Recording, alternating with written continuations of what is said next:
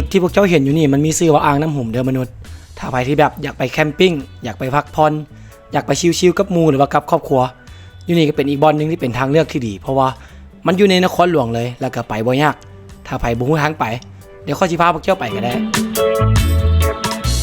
ค่อยออกจากนครหลวงขี่ขึ้นไปทางเส้นทางเลขที่13เหนือเส้นที่จะไปพลโฮงหรือว่าเส้นที่จะไปราคา12แต่ว่ามันบ่ฮอดพุ่นเด้อเพราะว่าอ่างน้ำหุ่มมันจะอยู่ในนครหลวงนี่เลยใช้เวลาขี่ไปจากเมืองไปฮอดอ่างน้ำหุ่มมีแต่50นาทีนึงค่อยก็ฮอดแล้วเส้นทางแม่นค่อนข้างดีหลายเพราะว่ามันจะเป็นทางคอนกรีตไปเกือบทั้งเบิดเลยแหละมันก็สิมีแต่จุดที่เฮาจะลงไปบอนแคมป์มาแหละบอนแคมปิ้งเฮาแหละมันจะเป็นทางดินแดงแต่ก็บ่ได้ยากปานใดเพราะว่ามันจะมีทั้งรถเก๋งรถกระป๋องก็สามารถลงไปได้มื้อนั้นตามเส้นทางค่อนข้างงามเลยค่อยว่าเพราะว่า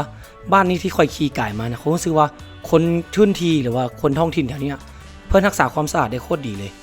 ตามที่ค่อยขี่ก่ายมาแทบจะบ่เห็นขี้เหงื่อหรือว่าอีหยังเปื้อนๆตามหนทางเลยแต่ค่อยมาเห็นขี้เหงื่ออยู่บนท่องเที่ยวซึ่งมันบ่ได้เกิดจากคนทางบ้านมันเกิดจากนักท่องเที่ยวสบายดีมนุษย์ค่อยมาฮอดแล้วอ่างน้ำหุ่มโคตรงามเลยบ้านเจ้าเนี่ยแต่ว่ามันเสียอย่างนึงที่ค่อยเห็นนะบ่อยแต่มาฮอดมันสิ่งที่แรกที่ค่อยเห็นมันขี้เหงื่อพวกนี้มันมาจากพวกนักท่องเที่ยวงงๆต่างๆโคตรเหลือใจเลยเพราะว่าสถานที่มันโคตรงามเลยนะแต่ว่ามาถึงนักท่องเที่ยวที่บ่เป็นตาสะแตกก็เจ็บเสร็จอยู่นี่มันอย่างนึงคือมันบ่ได้เสียค่าจอดรถการเอาอาหารเข้ามากินกันมันเต็มที่แต่ว่าต้องเอาขี้เหงื่อออกไปเพิ่นสั่งไว้ละอีกอันนึงแม่นทหารที่นี่ก็บ่แพงขนมาเองตั้งเองแล้วก็ปรุงเองได้เริ่มค่อยกำลังเฮ็ดกินอยู่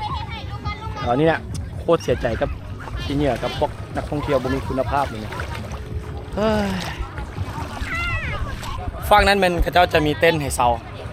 เต้นละ150,000จะมีตังมีโต๊ะให้พร้อมก็ฝากพวกข่อยนี่จะเป็นกางเต้นเองแล้วก็อยู่กันเองบ่ได้เก็บอย่างการเก็บขี้เหงื่อกลับไปมันเป็นปัญหาระดับชาติพุ่นนะข่อยคนเดียวก็บ่สามารถแบบว่าไปโน้มน้าวจิตใจหลายคนให้เก็บขี้เหงื่อได้ดอกแต่ว่าฝากไปเลยทุกคนไปลิ้นไปเที่ยวบ่งามๆนะให้ก่อนกลับเก็บขึ้นน้อยนึงเอาน้อยนึงกลับไปแน่เพราะว่ามันมีผลกระทบถึงพวกสัตว์ที่อยู่นี่ที่มันอาจจะไปกินขี้เหงื่อเจ้าแล้วก็เฮ็ดให้สถานที่มันบ่ค่อยงามนะคนที่มาต่อไปมันก็เสียหมดเลยซึ่งมันนั้นข่อยก็ใส่ดิกน้อยแหละเป็นคนเก็บขี้เหงื่อให้พวกเจ้าได้กระปูน้อยว่ะ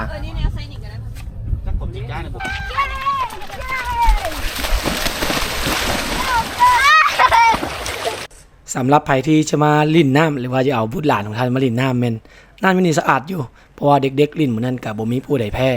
อีกอันนึงแม่นบ่มีปิงลิ่นได้เลยเต็มที่เพราะว่าทุกครั้งที่ข่อยพาเด็กๆออกไปลิ่นแม่นกิจกรรมหลักๆก็คือการได้ไปลิ่นน้ำได้ไปเฮ็ดกิจกรรมมะยุมะยะเตะบานกันดึกจานอย่างนี้แหละข่อยพยายามซอกสิ่งเหล่านี้ลิ่นกับเด็กๆเพราะว่าข่อยบ่อยากให้ชีวิตของข่อยมันผ่านไปแล้วเด็กๆใหญ่เกินข่อยแล้วจน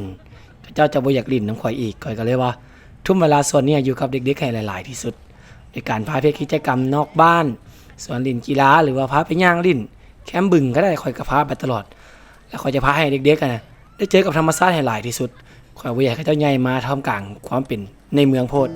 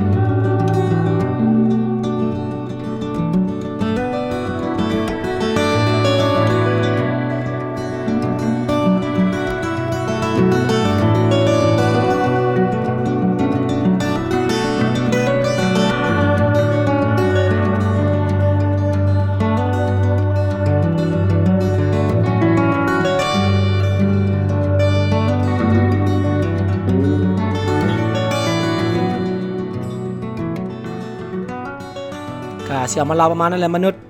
สำหรับไผที่ว่าเสาร์อาทิตย์นี้ว่างบ่มีมันไปไสอ่างน้ำหุ่มเป็นอีกทางเลือกหนึ่งที่เป็นตะไปอยู่โดยว่ามันยังมีความเป็นบ้านๆมันยังมีความปลอดภัยจากมลพิษทางเสียงพาครอบครัวไปเล่นได้เลยเพราะว่ามันก็ยังเป็นบ้านๆดีอยู่ก็เสียมาเล่าประมาณนั้นแหละขอบใจมนุษย์ที่เบิ่งมาปานนี้บ๊ายบาย